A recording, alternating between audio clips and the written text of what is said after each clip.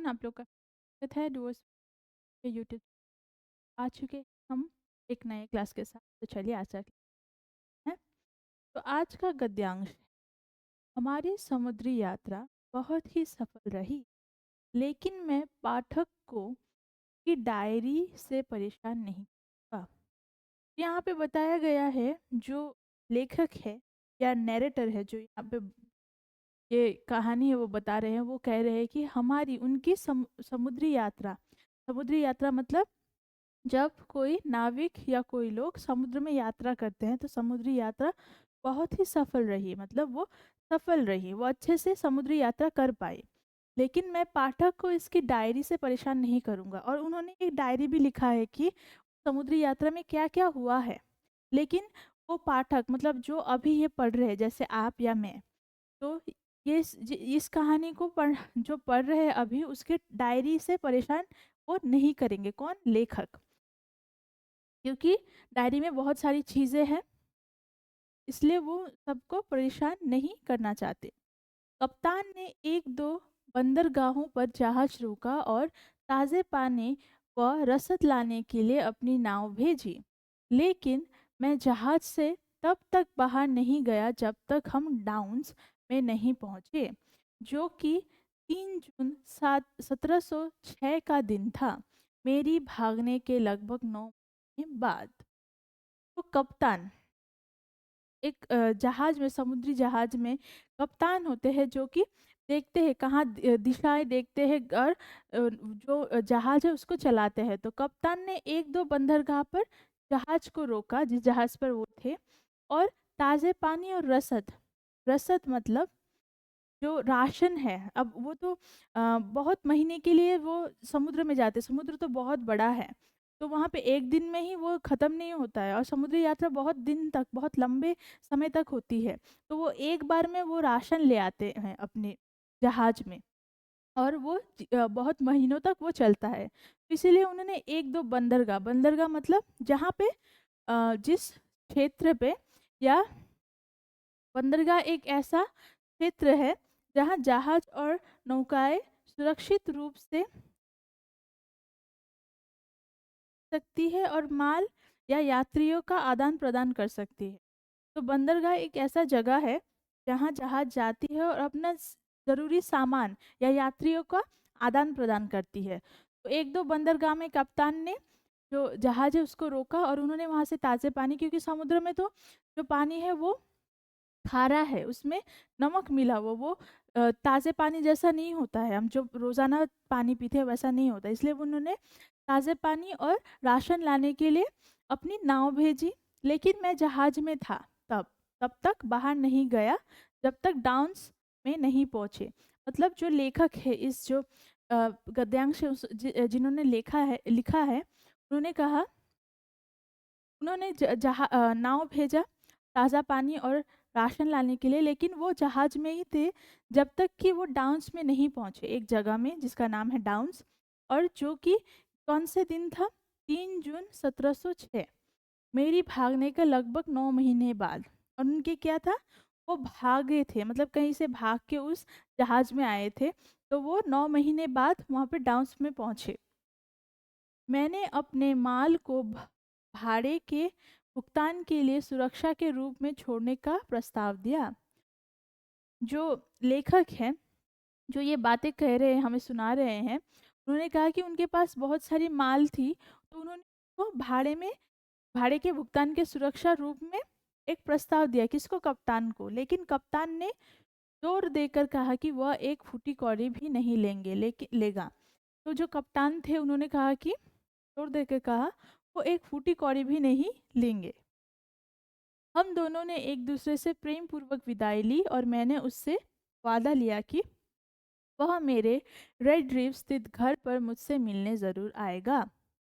तो जो अब वो 9 महीने एक ही जहाज में रहे, तो उनके साथ उन दोनों की बातचीत हुई, बहुत सारी बातें उन्होंने एक साथ, माने एक दूसरे को उन्होंने कहा होगा। तो दोनों के बीच में एक, मतलब प्रेम पूर्वक जो अ, प्रेम पूर्वक भाव उन दोनों के बीच में था। इसलिए कप्तान ने उसके साथ जो लेखक है उनके उनसे एक फूटी कौड़ी भी नहीं ली। और उन्होंने जो लेखक है उन्होंने कहा कि जब वो विदाई ले रहे थे उन्होंने कहा उन्हें उनके घर जिसका नाम है रेड रीफ, जिस जगह में उनका घर है वहाँ पे ज़रूर आना है। मैंने एक घर और एक मार्गदर्शक को 5 सीलिंग में किराए पर लिया, जो पैसे मैंने कप्तान से उधार लिए थे।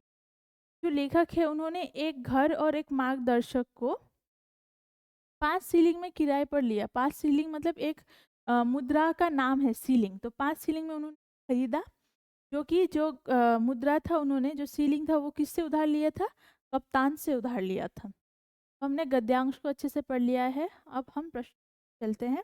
तो पहला प्रश्न है, जब लेखक ने यात्रा को समृद्ध कहा तो उसका क्या मतलब था?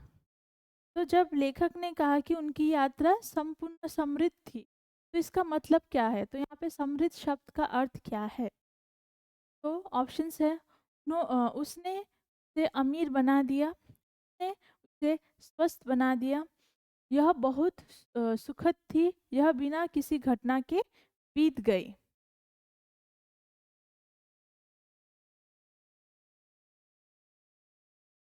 तो यहाँ पे समृद्ध का मतलब होगा यह बहुत सुखद थी, यह मतलब जो समुद्री यात्रा थी उनकी सुखद थी।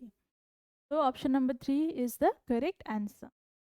यात्रा के दौरान लेखक ने क्या किया?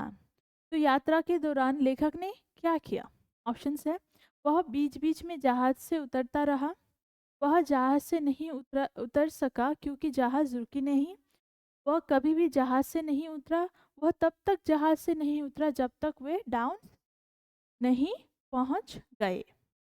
तो इसका करेक्ट आंसर हो जाएगा ऑप्शन नंबर 4, क्योंकि हमने अभी गद्यांश में पढ़ा कि जो लेखक है वो तब तक जहाज से नहीं उतरे जब तक उनकी जहाज डाउन्स तक नहीं पहुंच गई। Option number 4 is the correct answer. Next question, गद्यांश में प्रावधानो शब्द का मतलब क्या है?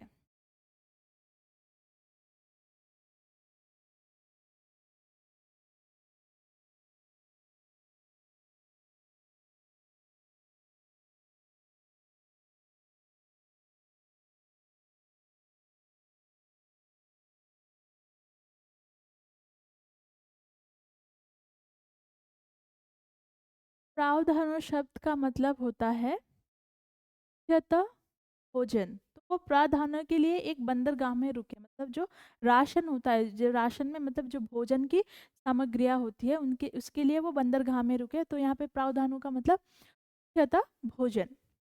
नेक्स्ट क्वेश्चन, लेखक के भाड़े के भुगतान के बारे में कैप्टन का क्या रवैया था? तो जब लेखक का कप्तान को भाड़ा के भुगतान के बारे में बात कर रहे थे तो कप्तान ने कैसा रवैया दिखाया? ऑप्शन है, उसने माल को सुरक्षा के रूप में रख लिया, उसने कोई भी पैसा लेने से मना कर दिया, उसने केवल एक फूटी कौड़ी मिलने पर विरोध जताया, राशि स्वीकार कर ली। तो हमने अभी उस गद्यांश में पढ़ा कि जो कप्तान थे उसने लेखक से एक फूटी कौड़ी भी नहीं ली, मतलब उन्होंने कोई भी पैसा नहीं लिया। इसका करेक्ट आंसर हो जाएगा, उसने कोई भी पैसा लेने से मना कर दिया। Option number 2 is the correct answer. Next, गद्यांश से यह स्पष्ट है कि कप्तान का लेखक के प्रति रवैया कैसा था। तो यहाँ पे गद्यांश हमने पढ़ लिया, तो हमें उस यह पढ़ के क्या समझ में आया कि कप्तान और लेखक के बीच में जो रवैया था, कप्तान कप्तान का लेखक के प्रति जो रवैया था वो कैसा था? ऑप्शन है शत्रुता था, ऑप्शन है शत्रुता का, उदासीनता का, अंत्यतः मित्रता और दयालुता दयालुता का, घृणा और चिढ़ का। इसका करेक्ट आंसर हो जाएगा ऑप्शन नंबर 3, अंत्यतः मित्रता और दयालुता का। क्योंकि अगर कप्तान और लेखक के बीच में मित्रता या दयालुता नहीं होती तो कप्तान उनसे वो भाड़ा ले लेते, लेकिन उन्होंने नहीं लिया क्योंकि उनके बीच में मित्रता और दयालुता थी। तो option number 3 is the correct answer.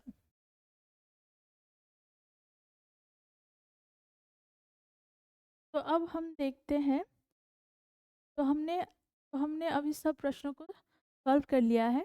अब हम देखते हैं गद्यांश में से और क्या क्या प्रश्न आपको पूछे जा सकते हैं।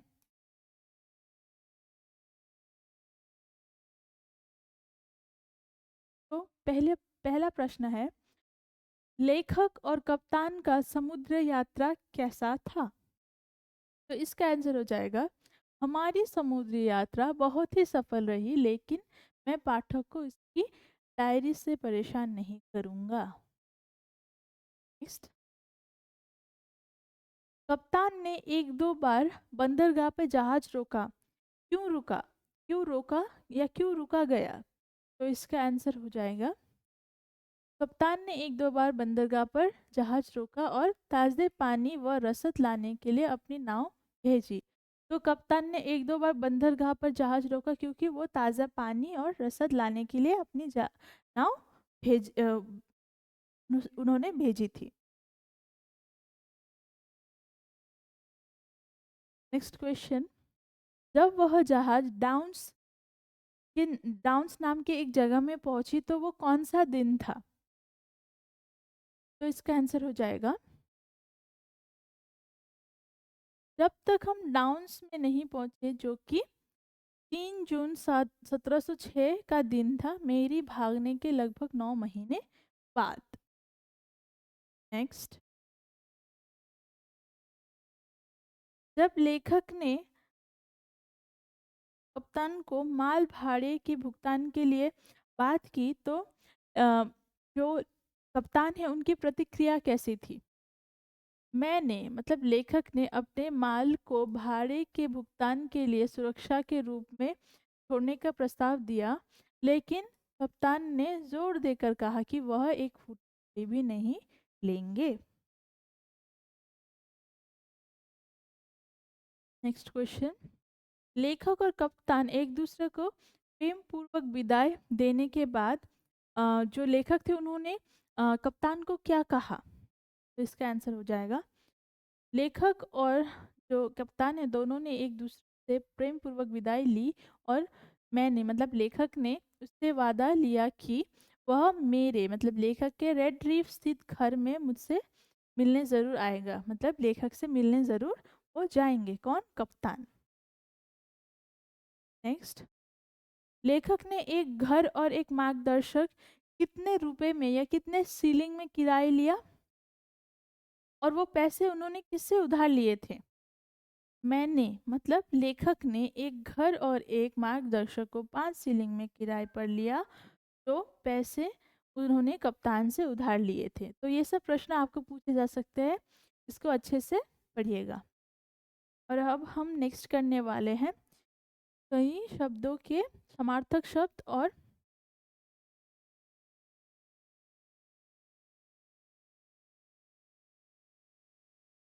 हम नेक्स्ट करने वाले हैं विलोम शब्द और पर्यायवाची शब्द।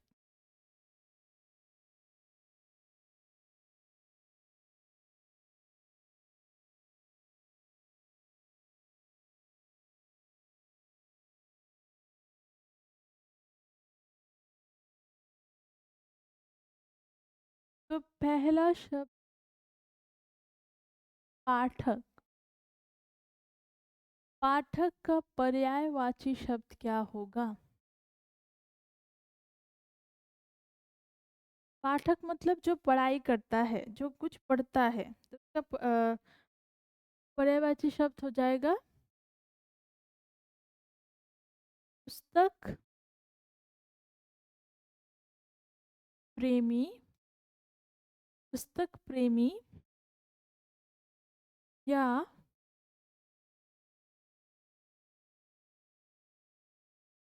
पढ़ने वाला,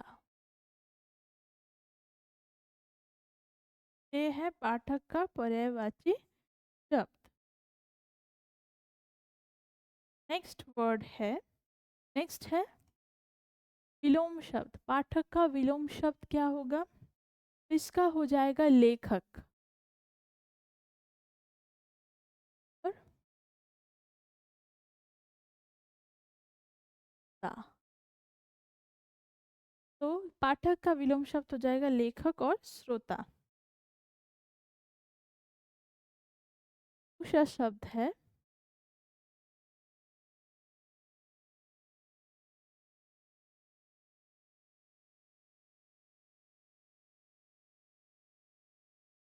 दूसरा शब्द है परेशान। का पर्यायवाची शब्द क्या होगा? परेशान का पर्यायवाची इसका हो जाएगा आकुल या व्याकुल। परेशान का पर्यायवाची। नेक्स्ट है विलोम शब्द, तीज शब्द। परेशान का विपरीत शब्द या विलोम शब्द हो जाएगा शांत।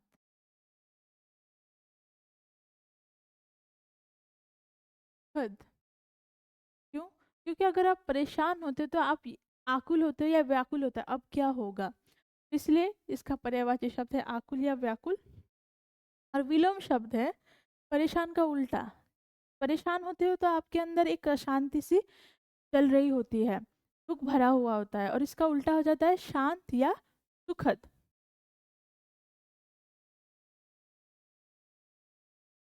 दूसरा शब्द है दान। का पर्यायवाची शब्द क्या होगा? दान का पर्यायवाची शब्द होगा गाना या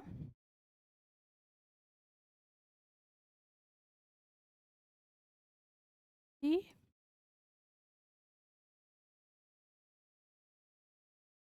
तो भुगतान का पर्यायवाची शब्द है चुकाना या प्रतिपूर्ति, और इसका विलोम शब्द हो जाएगा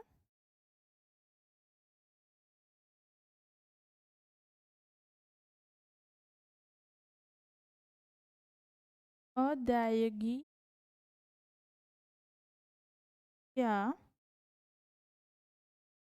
प्राप्ति। ये है भुगतान का विलोम शब्द।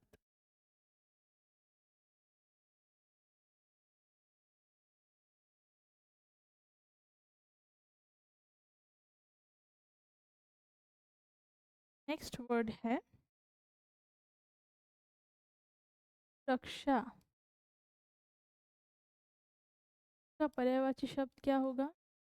रक्षा का पर्यायवाची शब्द होगा रक्षण या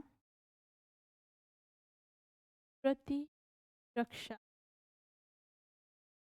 ये है सुरक्षा का पर्यायवाची शब्द। नेक्स्ट है विलोम शब्द। सुरक्षा का विलोम शब्द क्या होगा? सुरक्षा का विलोम शब्द हो जाएगा असुरक्षा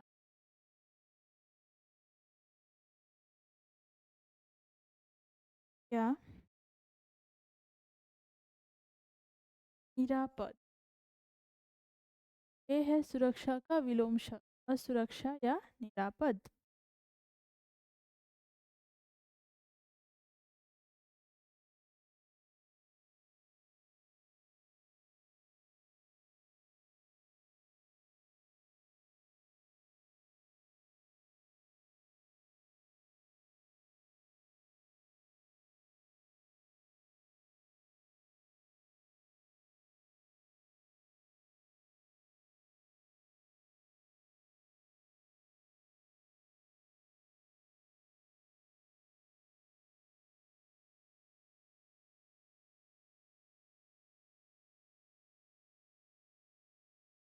शब्द है प्रस्ताव। का पर्यायवाची प्रस्ताव का पर्याय, तो प्रस्ताव का पर्यायवाची शब्द होगा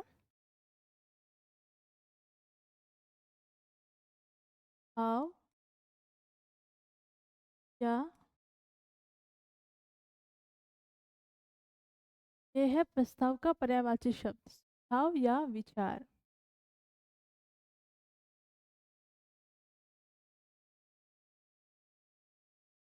नेक्स्ट है विलोम शब्द।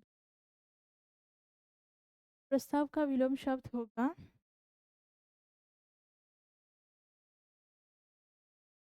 निष्कर्ष या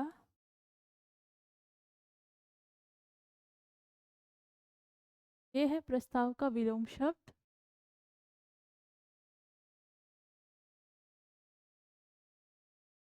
नेक्स्ट है जरूरी का पर्यायवाची शब्द क्या होगा? जरूरी का पर्यायवाची शब्द है अवश्य या संदेह।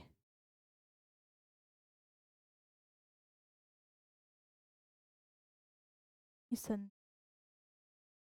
नेक्स्ट है विलोम शब्द। जरूरी का विलोम शब्द अनावश्यक, अनावश्यक या गैर जरूरी।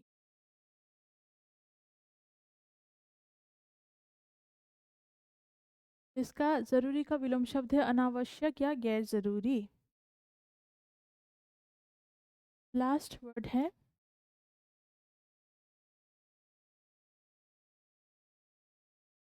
नेक्स्ट वर्ड है मार्ग।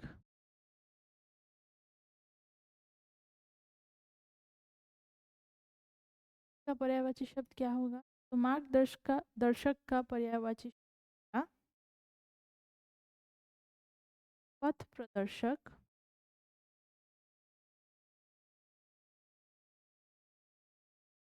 या यात्री निर्देशक।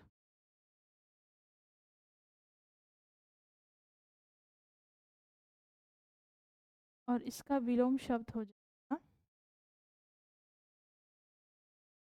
पथ भ्रष्ट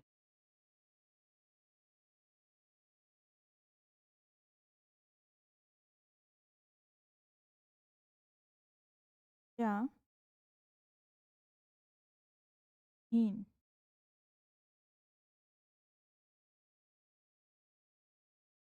ये है मार्गदर्शक का विलोम शब्द। तो इन सभी पर्यायवाची शब्द विलोम शब्द को अच्छी तरीके से अपनी कॉपी में उतार लीजिए और अच्छी तरीके से इन सबको याद कर लीजिए। ये सब आपके एग्ज़ाम के लिए इम्पोर्टेंट है। ये सब आपके एग्ज़ाम में आ सकता है। तो आज की क्लास के लिए इतना ही। आशा करती हूँ आपको क्लास अच्छा लगा हो। और अगर आपको आज का क्लास अच्छा लगा है तो मेरे doers world academy YouTube channel को लाइक शेयर सब्सक्राइब करिएगा। और अगर आप हम सीखना चाहते हो या हमारा ऑनलाइन कोर्स परचेज करना चाहते हो दिए गए नंबर पे हमें ज़रूर कॉन्टैक्ट करिएगा।